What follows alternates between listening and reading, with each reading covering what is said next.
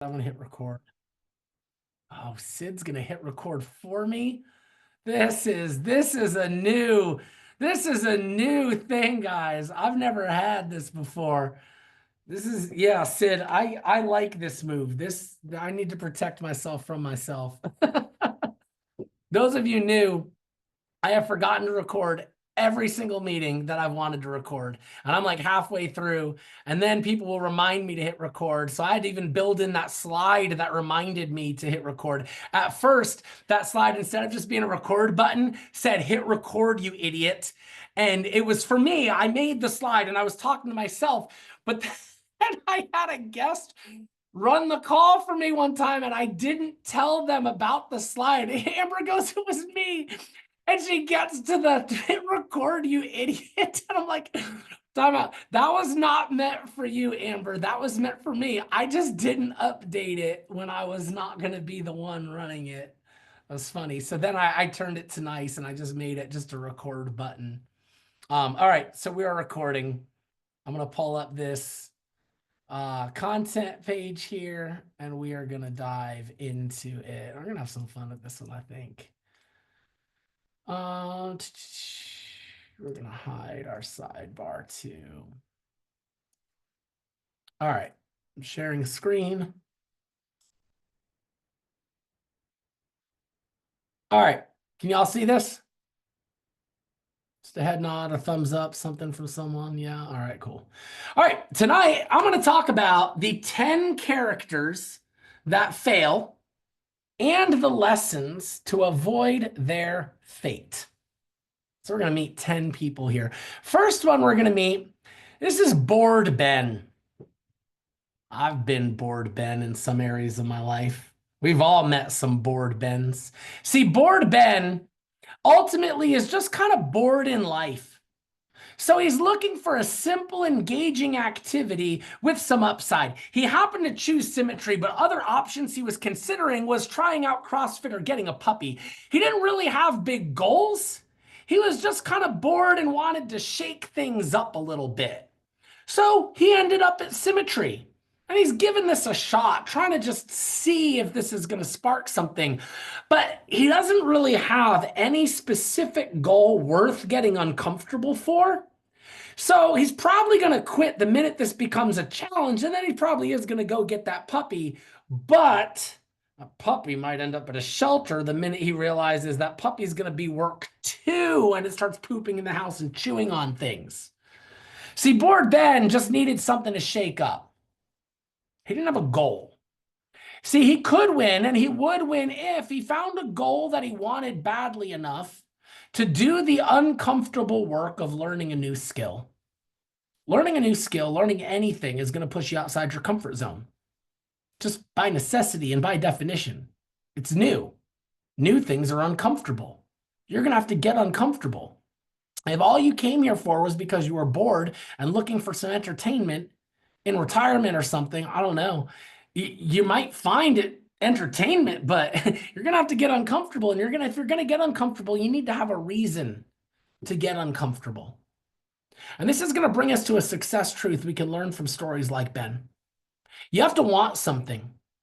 Wanting something, some goal, some vision, exciting enough to get you off the couch and moving. That is the beginning of winning. Every bit of winning has started by having a vision or a goal. Everything in life is created twice. Everything. The couch you're sitting on right now was created twice. The house you're living in was created twice. The office I'm in was created twice. What does that mean? It was first created in someone's imagination. They had the idea, the design. They thought it was possible. They thought they could arrange the walls in this way with these materials. And then it was created in reality, where hands constructed it. Your life is no different. Your life is first going to happen in your mind. You're going to imagine it. You're going to see it. You're going to think, I wonder if it could work out that way. And then you're going to go to work to prepare it, to plan it. You're going to get your hands dirty, building it, creating it. So many people don't do that first creation with their lives. They float, they drift, they get bored, they try something new, see if that works, see if it doesn't. I got this quote hanging up right over here. I can look right above my computer.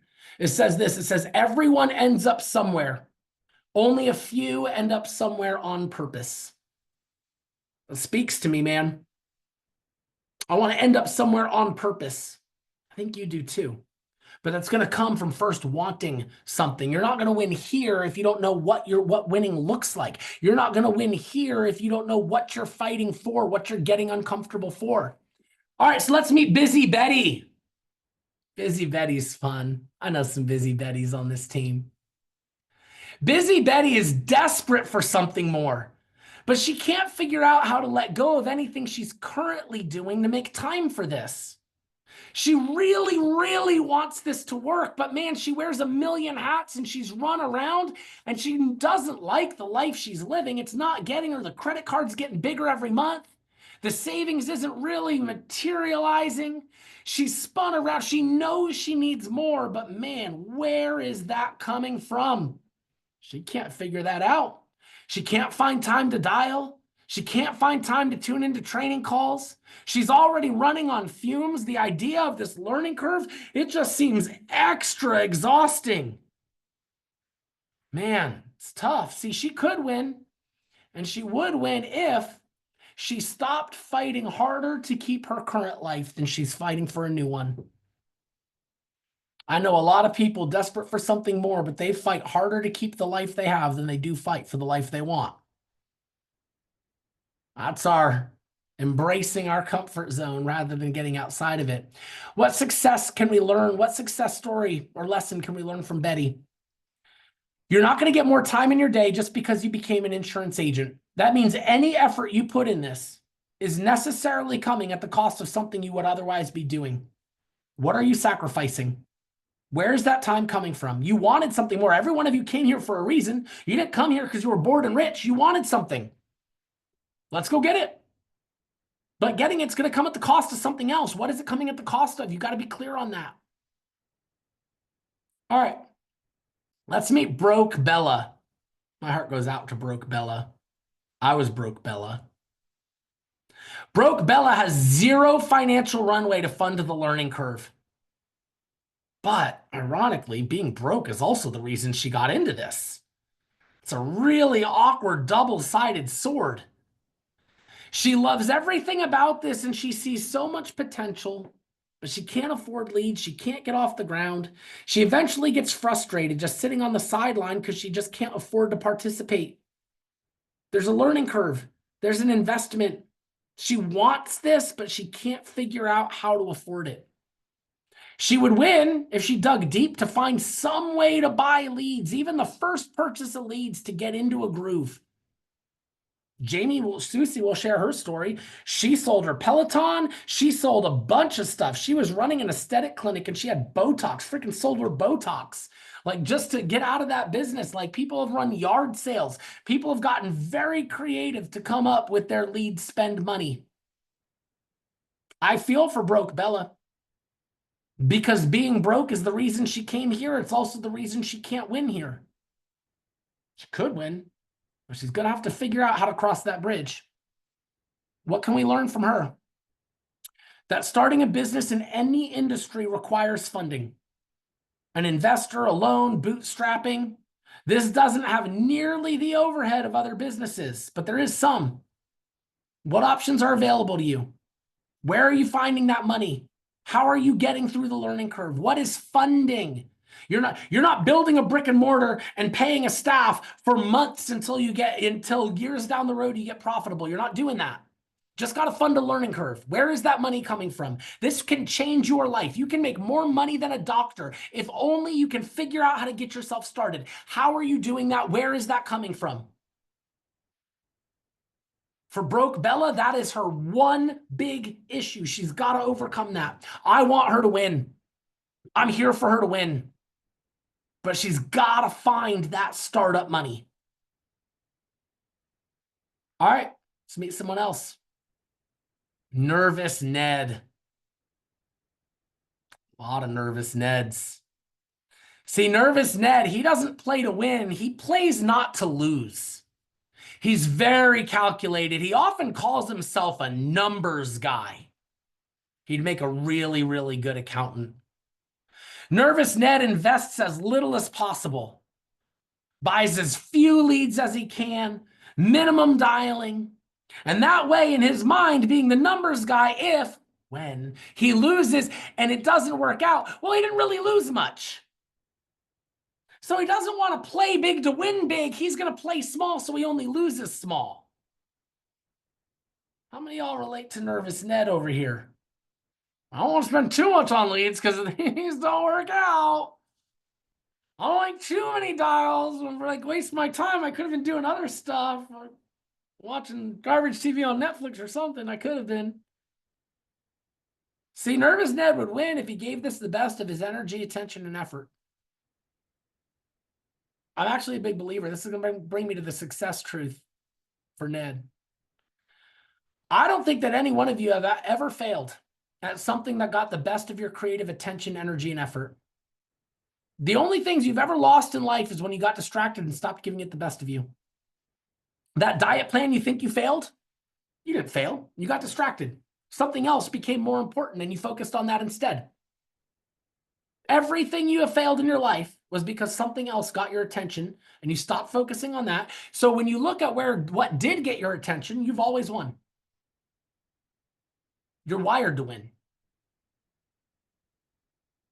And when you understand that, it becomes much easier for me as a mentor to have a conversation with you on priorities instead of ability. Because as long as you see yourself as having a long string of failures, you see yourself as a failure, you're going to become one of these other characters that's coming up here. But you haven't failed. You've just succeeded at unimportant things. That's a much different conversation. We can have a conversation on priorities all day long without it affecting your understanding of your ability. All right, let's meet Lonely Larry. Lonely Larry. I was Lonely Larry when I was here the first time, for sure. I was Lonely Larry. Lonely Larry is the Lone Ranger. He has everything going for him except the community. He works alone. He doesn't get on those training calls. He doesn't need that. There's no one here that's a Lonely Larry because Lonely Larry wouldn't be here. He don't get in GroupMe. He don't get in the workroom. It's just him in his office or his house, just him, his leads, and his phone. He don't need nothing. He don't need nobody. Larry's a boss. But Larry believes in himself almost too much, and he doesn't realize that success here requires community, culture, accountability, and support. Larry's probably going to quit because he hasn't realized that to win at something, you got to surround yourself with people who are good at that thing. So he would win if he started participating in culture and opening himself up to not just learn from others, but to also offer others what he's learned. If he started participating in culture instead of consuming it, he'd win. What can we learn from him? A success truth. If you want to get good at anything, surround yourself with people who are good at the thing you want to get good at. You're also going to find that it's a lot more fun to give than to receive. So when you're new and you're receiving constantly from others, asking questions and constantly getting answers, when you can turn around and start answering questions and start giving back, man, that's cool. Some people are like, well, I don't need to be on those calls. Maybe those calls need you. I don't need to be in the workroom. Maybe the workroom needs you. Maybe we'd be better if we had you. I don't need to be in GroupMe. I don't need that to win. Okay, maybe someone else needs you. See, I think of it as a super selfish thing to work alone. It's not even about you and your goals. It's about our community and the fact that together we're stronger. You might not need that, but someone might need you. Someone's dreams, someone's goals, someone's spirit. They might stay in the game because of a lesson you learned that you could share. People are giving up on their dreams every single day. My goal, my fight every day, the reason I run this business, the reason I wake up every morning is to just keep one more person in business for one more day, for one person not give up on their goals or their dreams for one more day. Just stay in business one more day. Your goals are important. Your dreams are important. Your kids are watching you. Giving up on this isn't about this. It's about the fact that giving up on this is a reflection of the fact that you've probably given up on 17 other things and you've become the type of person that gives up when things get hard. I don't want you to be that person anymore. I want you to win. And yes, it's going to be hard and you're going to have to face the demons in your closet and your insecurities and all that stuff. But I want you to win, because here's what happens when you win. You become proud of yourself. And when you become proud of yourself, you show up in your marriage differently. Show up for your kids differently. You show up for your community differently. And so, yeah, I run this business because I want you to win. And I think participating in the culture is important because other people might stay in business because you learned a lesson that they need to learn. And for some reason, your voice is going to be the voice that speaks to them. Yeah, I'm really big on culture, guys. I'm really big on participating. I do not like cameras off. I do not like people that don't participate. I think they're being selfish. How's that for culture? I call it like I see it. All right, tired Tony. Oh, Tony, you need a nap, buddy. I'm a daily napper, Tony. I get it, man. I get it. You look exhausted. I'm tired looking at you. What can we learn from Tired Tony? See, Tired Tony does everything right, man. He checks all the boxes, but it just doesn't pay off before he runs out of steam. Man. See, Tired Tony focuses more on taking ownership of the activity than the results. And he never troubleshoots to get better. He swings the bat 1,000 times, but he never focuses on correcting the swing. He thinks by the nature of just swinging, it's going to happen. I learned a really important lesson in my marriage. I learned that the spirit behind what you do is way more important than what you do. Have you ever noticed that? Have you ever noticed, like, someone tells you to do something and you do it, you don't get the credit that you would get versus if you had just thought of it on your own? If my wife tells me to buy her flowers and I show up with flowers, I kind of get credit, but I get credit like a dog that just answered a command. If I do it on my own because I thought of her, it doesn't matter if the flowers suck, it's the thought that matters. See, I think that comes into play in so much of our lives, in so much of our businesses. We get so focused on what we do, we forget that the attitude behind what we do often affects the results far more than the thing we actually do. We lose sight of that all the time. The attitude that you bring to your effort matters more than the effort itself. What do I mean by attitude? I mean the expectation, what you expect to get from that. See, my wife and I, we can plan a day for a day at the zoo with the kids. And what is their attitude? They get in the car and they got a bad attitude. They wanted to stay home. They wanted to play with their friends. They wanted to do this. They got a bad attitude. Why? Because they don't expect it to be a good day. Your attitude is about what you expect to get out of what you're doing. If you don't expect to get much out of it, you're not going to have a good attitude. If you go into dialing leads and you're like, no one's going to want this. Everyone's going to hang up on me. This is such a waste, but I'm going to go through it. I'm going to do my dials. Cool. I'll tell you what you're going to get out of that. You go into appointments. They're not going to show up anyway. Nobody wants this stuff. I'll tell you what, you're not going to make sales. And then you're going to come to me like Tired Tony. Jim, I'm doing everything right. I'm checking all the boxes. And I'm going to be like, I've been married almost 20 years. Checking boxes doesn't count. Heart counts. Passion counts. That stuff counts. Go into your dials like you're helping families prevent freaking tragedy. Go into your appointments like you're going to protect a family that is vulnerable to financial catastrophe. Go into it like your work matters, because it does. It does. What we do is important. Don't forget that. See, you're still thinking about you. I'm not going to make the sale. What if it's not about you making the sale? What if it's about a family? I don't know if I'm good at this. Maybe you're not good at this, but maybe you can just see if there's someone you can help. Maybe it's not about you at all. A lot we can learn from Tony. See, Tony would win if he took ownership of the results And he developed a people dumber and lazier than me are winning, so there must be a way kind of attitude. Instead of just taking ownership of the activity and doing the things, if you took ownership of the results and said, whatever it takes, I got to figure this out, whatever it takes. It's not about what I'm doing, it's about what's happening. With my wife, I don't look at like, what am I doing? I look at, babe, how are we? How are we? I focus on the results. How are we? What can we learn from Tony?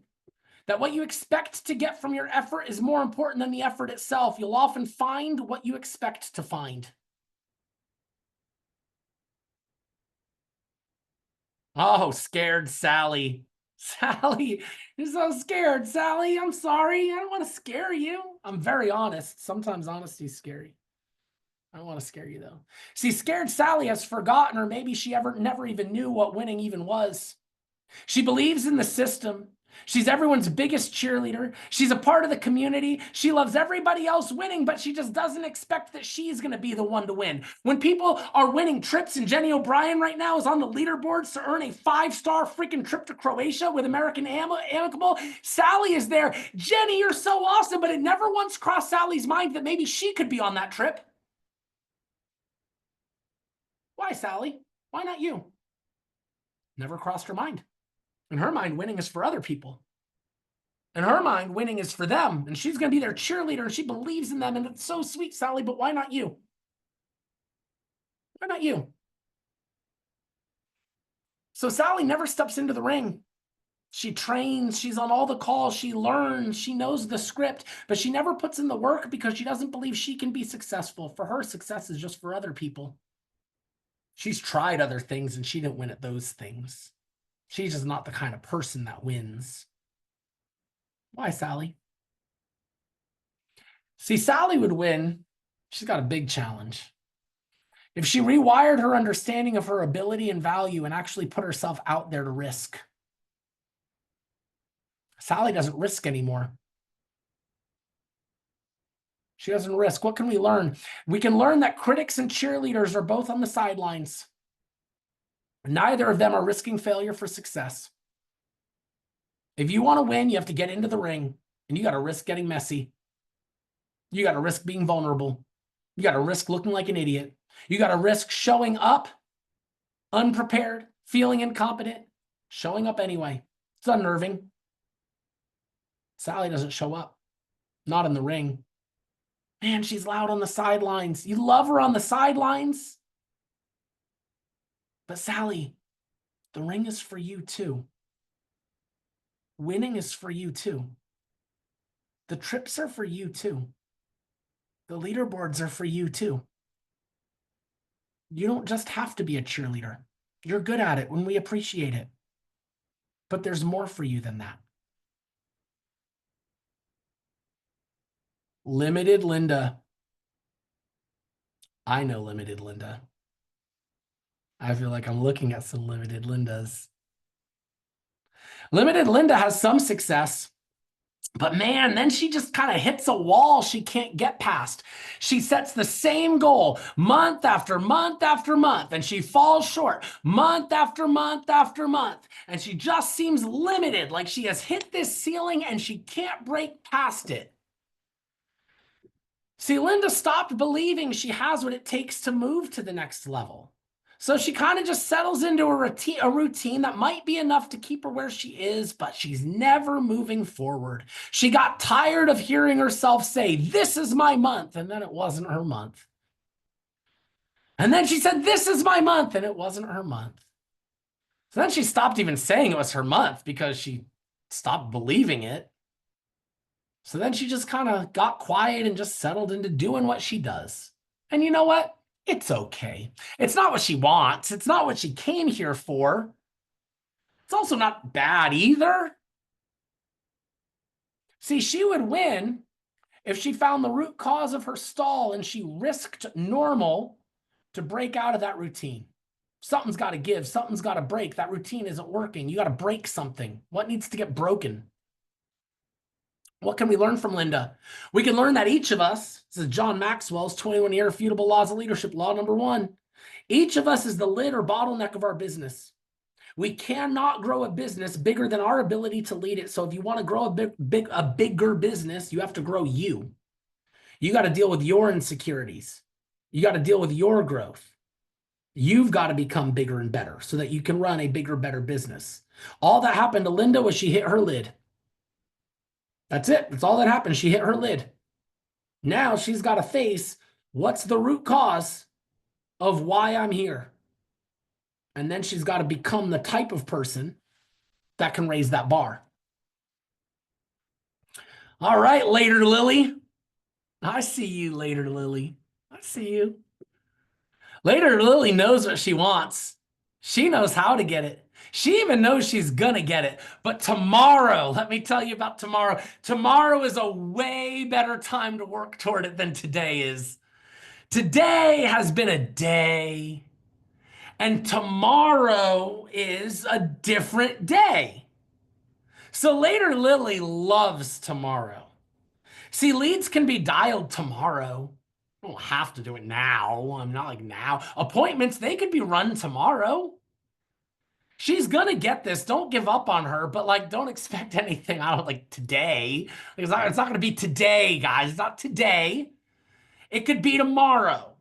She's gonna get it. She is. She's just in a season right now, right? Like we're in seasons, and this next season, that's a different season where it just might be better. See, later Lily would win if she developed some sense of urgency and she connected the dots between her activity and her goals. What can we draw from her? See, most successful people move quickly. They do it now. They make decisions. They take action. They might run 10 steps in the wrong direction before they circle back and then reroute. But what they don't do is they don't stand still. They don't wait till tomorrow. They don't overanalyze. They make decisions. If anything, they make decisions before they have all the information. And then they learn a lot because they made that decision, and they might reroute and make a different decision. But you want to know what they're not going to do? They're not going to sit around and wait for the perfect scenario to make the decision. They're going to move. Successful people move. Successful people are dialing before they know the script, setting appointments before they're contracted, figuring it out as they go, making a mess so we can clean it up. That's what Jamie told me. Jamie said, Jim, your one job is to make a mess. My job is to help you clean it up. Go make a mess. We're here to help you clean it up. Oh, child Charlie. Child Charlie. I know some child Charlies. Child Charlie doesn't fend for himself or take any ownership.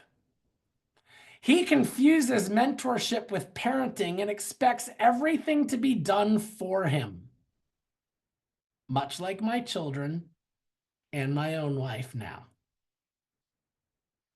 This is one of the, I don't want to say contentious issues in our marriage. We have an unbelievable marriage after 10 years of a very hard marriage because I was a very insecure person. I projected a lot of my insecurities on her for 10 years, and that is a different story for another day, one that I've shared in our podcast and on Wednesday nights. But she's stuck with me, man. I don't know why. She's a freaking saint. But we have a different philosophy when it comes to our children. My philosophy is don't do freaking anything for them and let them figure it out. Her philosophy is, oh my goodness, they need me, so I'm going to do everything. And Ava, our middle one, she gets breakfast walked up to her room every morning when Sonia's home. When Sonia ain't home and it's me, Ava sometimes don't even eat. Figure she'll get hungry, she'll learn. Manage her own time, make her own breakfast. And in that dynamic in my marriage, it's funny because often my wife looks to me like, oh, you're just being lazy. Maybe I am. I'm sure that's part of it. There's another part of it, though, called they got to learn to freaking do stuff for themselves.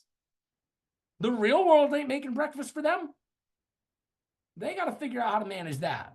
But child Charlie, he comes here. He still expects mama to do stuff for him. Hey, can you give me any leads? Can you run my appointments for me? I'll be there to learn. Can we do some ride-alongs?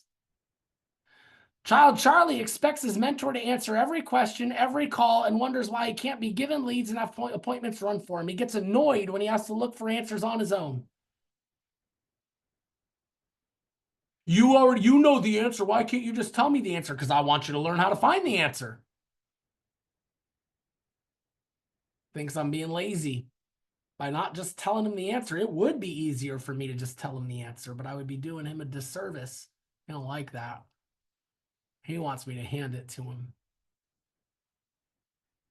See, Child Charlie would win if he took ownership of his business and he treated his mentor like a resource and not a genie. This is his business, not his mentor's. His mentor was running their own business. If he took some ownership, what can we learn from him?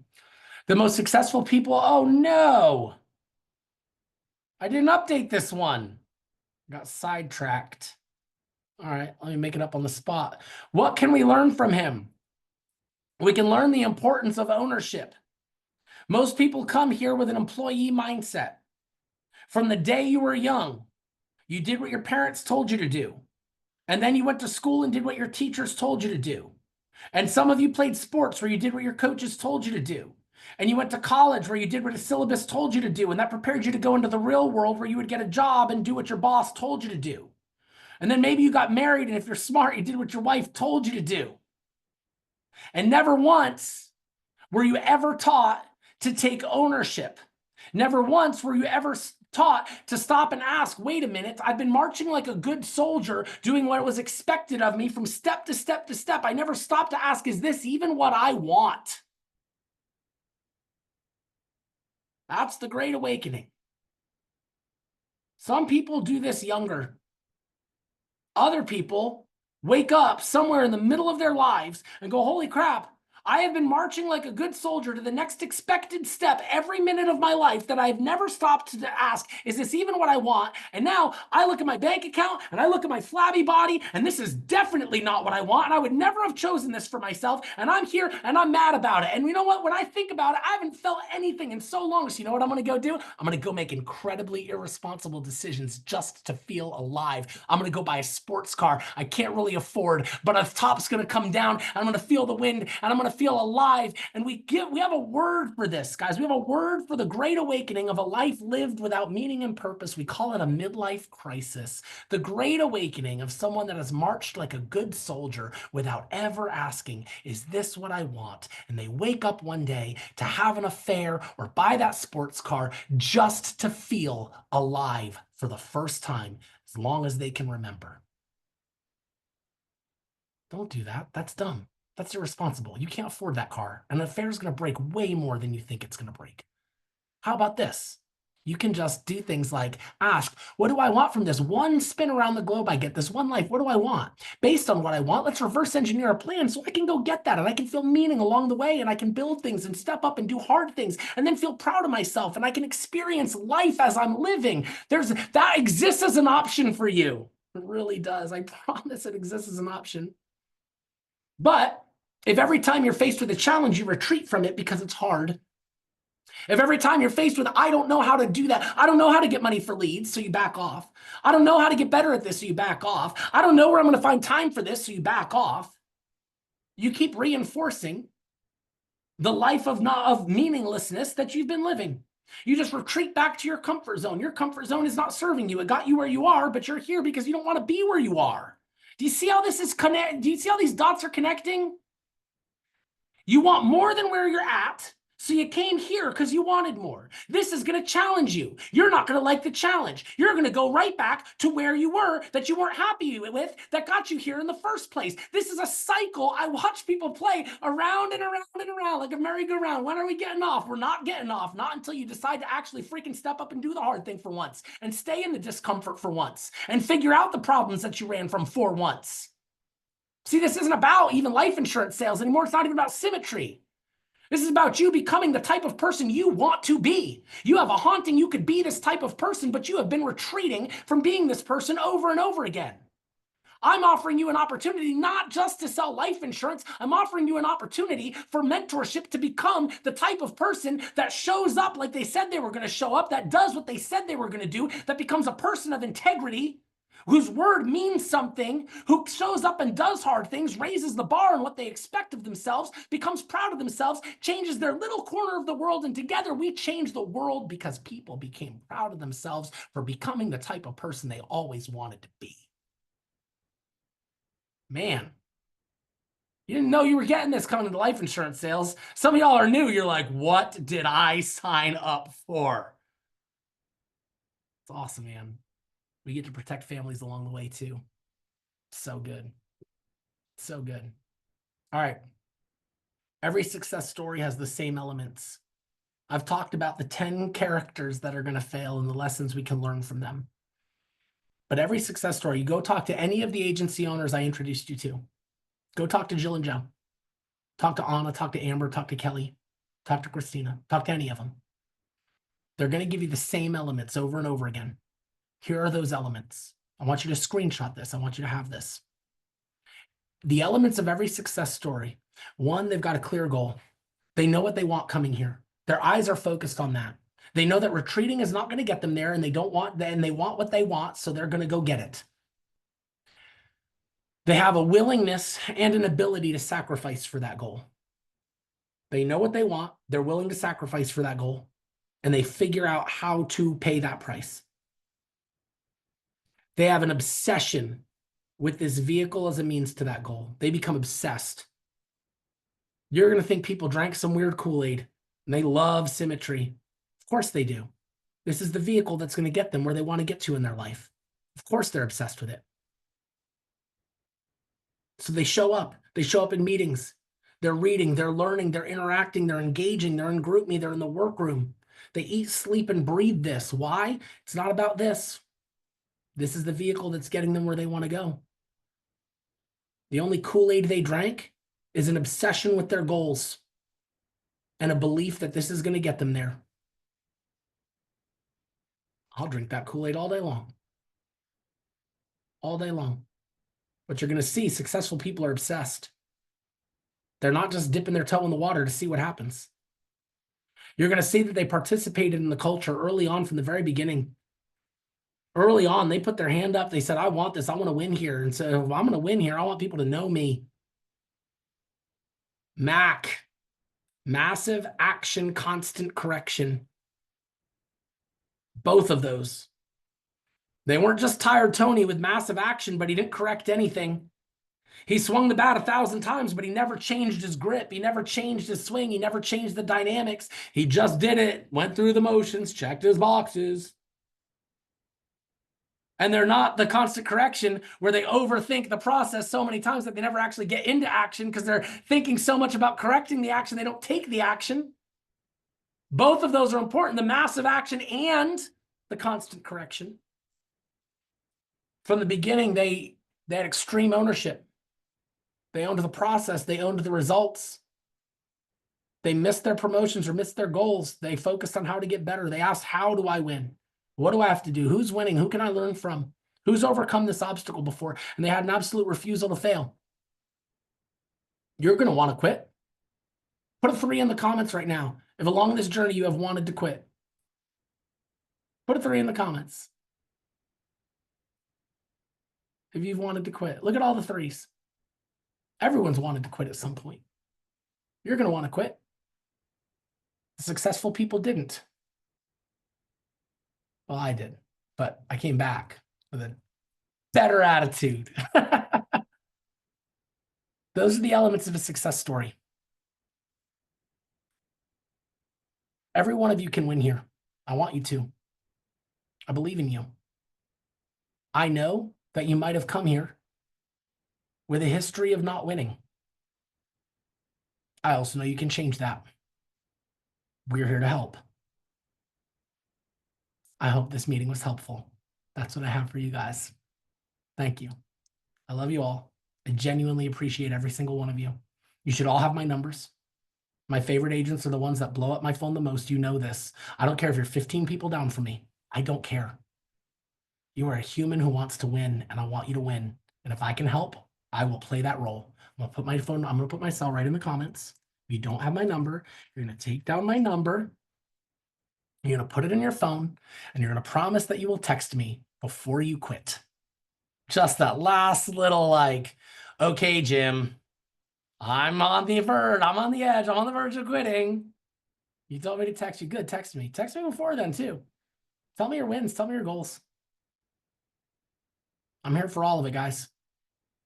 I love every single bit of running this business. Every bit. This has filled every single one of my cups that I can't wait to show up for work. I can't wait to run these meetings. I can't wait to talk to every one of you. When my phone rings and it's one of you, that is my highlight of my day. I love it so much. I love what I do so much. Put me to work. I'm here for it. I'm here for all of it. Good night, y'all.